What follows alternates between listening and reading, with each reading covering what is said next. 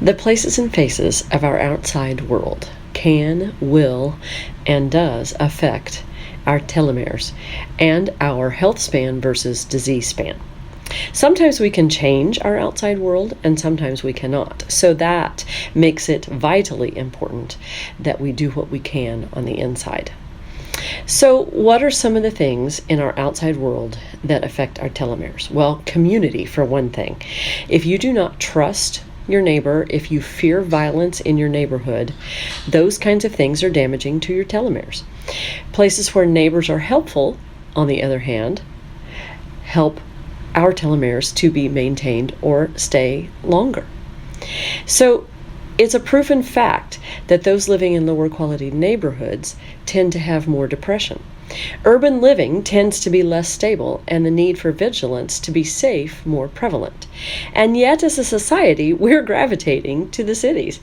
Literally, trash outside the house is a predictor of telomere trouble. There's a role for green spaces many cities are trying to create. Studies have shown being in nature restores us and helps us with lower stress levels, even helps regulate cortisol secretions.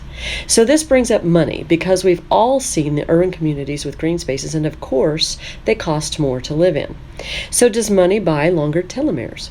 No, but you do need to have enough money for basic needs. Studies have shown poverty is associated with shorter telomeres. More education, on the other hand, tends to indicate longer telomeres. So occupations, white collar versus manual labor, also tend to matter to our telomeres much more than social status. And you can guess that those doing manual labor tend to have shorter telomeres. Why talk about this? Just to give you food for thought and to emphasize the importance of taking care of what we can control when there are factors working against us that we can't control. What chemicals in our outside world should we try to avoid and perhaps be proactive against? So the telomere effects asks us to think about telomeres as the canaries in our cells. You know, the age-old sending a canary into the mine to see if they die or come flying out. Chemicals are the litter in our neighborhoods. Pesticides. Farmers and the agricultural community needs to be wary because pesticides cause oxidative stress. Allichlor, metolachlor, trifluralin, 2,4-D, permethrin, toxaphene, and DDT. These are the ones that have been banned, which is good, but once released, they live on and on in the food chain, so we will never be completely free of these chemicals. Cadmium, this is one that is found mostly in cigarette smoke, but we all carry this in our system because of house dust, dirt, and fossil fuels. Smokers have twice the level of cadmium in their blood as non-smokers. We all know about lead in the older homes, paints, and pipes. The water crisis in Flint, Michigan is a stark example of the effects of lead. Polycyclic aromatic hydrocarbons are airborne, making them hard to avoid. These are the byproducts of combustion. We breathe them in as fumes from tobacco smoke, coal, gas stoves, wildfires, hazardous waste, asphalt, and traffic pollution. What about chemicals that lengthen telomeres? Sounds good, right? Well, we'll find out tomorrow. Okay, we're all thinking longer telomeres. Yes, that's what we want. Well, there's a catch. Very long telomeres can be associated with uncontrolled cell growth. And what is uncontrolled cell growth? We know that as cancer. There's a concern about supplements that are marketed with claims to lengthen telomeres. You must make sure that you're doing your own research and using products from reputable companies with a conscience if you choose to go this route. The best telomere lengthening strategies? Well, all of those things that I've talked about for the last few months. Stress management, exercise, good nutrition, and sleep. But let's mention those chemicals that might lengthen our telomeres to a harmful length. Dioxins and furans released in the industrial processes found in animal products. Arsenic, common in drinking water. Airborne particulate matter, benzene, tobacco smoke, gasoline, and petroleum products, and polychlorinated biphenyls found in high-fat animals. So here are some statistics from the telomere effect in the U.S. alone. 33% of the contributing risk of cancer is from tobacco use alone. 10% is attributed to occupational environmental exposures to pollutants. Now, that 10% doesn't sound like a whole lot, but listen to this. There are over 1.6 million new cases of cancer every year in the U.S. 10% due to occupational and environmental exposure, and that translates into 160,000 new cancer cases per year. So 160,000 people and their families' lives that are irrevocably changed by a cancer diagnosis every year just based on exposure to chemicals outside their control. These are non-smokers and those living their lives to what they hope is the best of their ability. Worldwide, the estimate of new cancer diagnosis is 14.2 million cases per year. What's 10% of that? 1.4 million. So what can we do? Well, besides what I've spent months already talking about, these are the first steps, period. Stress reduction, managing it, sleep, healthy foods, all of those things. But here's a few other pointers. Number one, seek out natural products for everything. I mean everything. Have you taken a look at the ingredients in your household cleaners and cosmetics?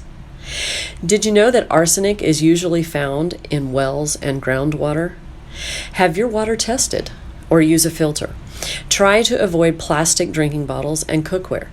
BPA substitutes may be as harmful as BPA, and we just don't know it yet because there hasn't been enough testing on them. Try not to microwave in plastics. We probably already know that.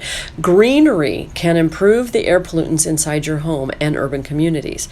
Take walks in parks, plant trees, and support urban forestry. I could get started on my opinion about the human effects on our planet, but what's the point? We all just need to do our best to start right here, right now, and to do the best thing for everyone. So, do you have someone's back? Do you have yours? Do they have yours? We are wired to feel connected to others. It's a basic human need. From friends to family to marriages. These relationships are complicated, but put someone from a satisfying marriage into a difficult situation, and research indicates they'll likely be more resilient when reacting to stress. Be kind in as many ways as you can. The book goes into racial discrimination next. And discrimination is a very, very serious form of social stress. The amount of suffering people experience runs long and deep. And when we boil down the effects of such awful behavior towards someone with whom we don't agree or understand, it's just very simple, to the effects of what it can do to their health, why? So for your Friday, I'd like to offer a recap of this week's emphasis on toxic exposures from the outside world. Number 1, eat less animal and dairy fat. Number 2, think about the air when you turn up the heat while cooking meat. Number 3, avoid pesticides in your produce if you can at all. Number 4, use house cleaning products containing natural ingredients. I use Shaklee and highly encourage you to take a look at their products, but I'll get into more of that later on. Number 5, use personal care products with natural or organic ingredients, soap, shampoo, cosmetics. You can visit www.ewg.org/skin-deep to identify chemicals in your beauty products. Again, I use Shaklee, and I'll go into that more in later episodes. Non-toxic house paints. If you're getting ready to paint, avoid cadmium, lead, or benzene. Houseplants. 2 per 100 square feet will help keep your inside air filtered. Suburban urban forestry. Yes, those areas where you live in lots of cement, try to get as much green as you can. And something I learned, I didn't even know there was such a thing as air purifying billboards. Maybe you can lobby for those in your cities. Number 9, look for an app that helps you choose natural products. I haven't found one yet, but I'm looking. Invest in your neighborhood. Add some art. Add some green. Be neighborly. Does anyone bake goodies at Christmas and distribute them in your neighborhoods anymore? Smile when you see a neighbor. Number 11, strengthen those who you live with. Show gratitude and appreciation. Be present. Hug and touch your loved ones often. Try this weekend and enjoy.